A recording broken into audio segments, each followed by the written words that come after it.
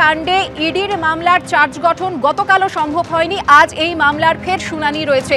আপনারা জানেন যে চার্জ গঠনের আগেই মানিক, কুন্তল, তাপস সহ মোট 9 জন এই মামলা থেকে অব্যাহতি চান এবং তার সেই আবেদন তারা গতকাল করেন। গতকাল তাই চার্জ গঠন করা যায়নি।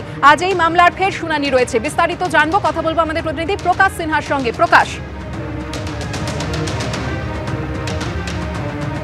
দেখো সুকন্যা, তোমার মনে থাকবে যে সুপ্রিম কোর্টের ক্লিয়ার একটা ইনস্ট্রাকশন বা নির্দেশ ছিল যে উইন্টার ভ্যাকেশনের আগে আজকে থেকেই কিন্তু কোর্ট বন্ধ হচ্ছে। আজকে লাস্ট দিন, শীতের যে ছুটি পড়বে এবং তার আগেই কিন্তু ইডির যে শিক্ষা নিয়োগ দুর্নীতি মামলা, যেখানে কিন্তু পার্থ চট্টোপাধ্যায়, তাপস মণ্ডল, কুন্তল ঘোষ, কালীঘাটের কাকু সহ মানিক ভট্টাচার্য 54 জনের বিরুদ্ধে চার্জশিট হয়েছে, সেই মামলায় চার্জ গঠন করতে হবে।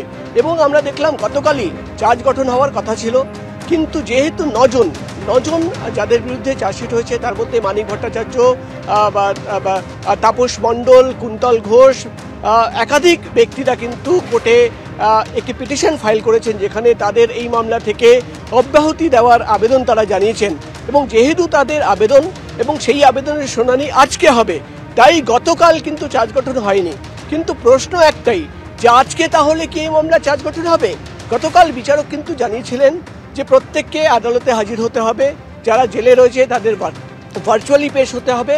কিন্তু যে ডিসচার্জ পিটিশন ফাইল হয়েছে, যার মধ্যে 9 জন, কুন্তল ঘোষ, মানিক ভট্টাচার্য, আর তাপস মণ্ডল থেকে শুরু করে মার্লিনের কর্ণধার, সুশীল মোহতা থেকে শুরু করে 9 জন ডিসচার্জ পিটিশন, সেই মামলার শুনানি কিন্তু আজকে সকাল 11টার পর হবে।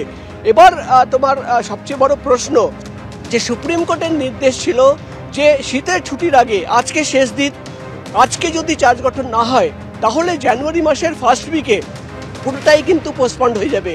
এবার দেখার বিষয় হবে যে আজকের যে ডিসচার্জ পিটিশনের শুনানি হবে, তারপরে চার্জ গঠন করেন কিনা বিচারক, সেটাই কিন্তু এখন দেখার বিষয়। কিন্তু সব মিলিয়ে আমরা দেখলাম গতকালই বিচারক যখন এই শুনানি শেষ হচ্ছিল, তখন কিন্তু বলেছিলেন যে শুনানির পর তিনি সুপ্রিম কোর্টের যে রিপোর্ট পাঠাতে হবে, সেই রিপোর্ট পাঠাবেন। এটা শুনেই কিন্তু আইনজীবীদের একাংশের দাবি বা তারা মনে করছেন যে আজকেই কিন্তু চার্জ গঠন হওয়ার সম্ভাবনা রয়েছে।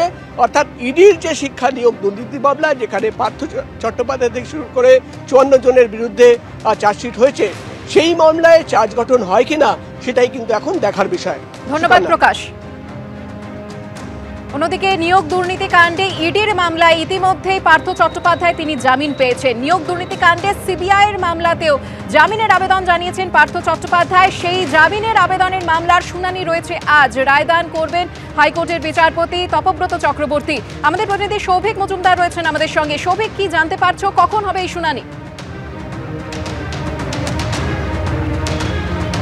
দেখো, শুনানির পর্ব ইতিমধ্যে শেষ হয়ে গিয়েছে, বেশ কয়েকদিন হলো, এবং আজকে রায়দান করা হবে দুপুর 2টোর সময়। পার্থ চট্টোপাধ্যায় সহ মোট যে 5 জন ছিল যারা জামিনের জন্য আবেদন করেছিলেন, সে বিষয়ে চূড়ান্ত সিদ্ধান্ত কলকাতা হাইকোর্ট গ্রহণ করবে।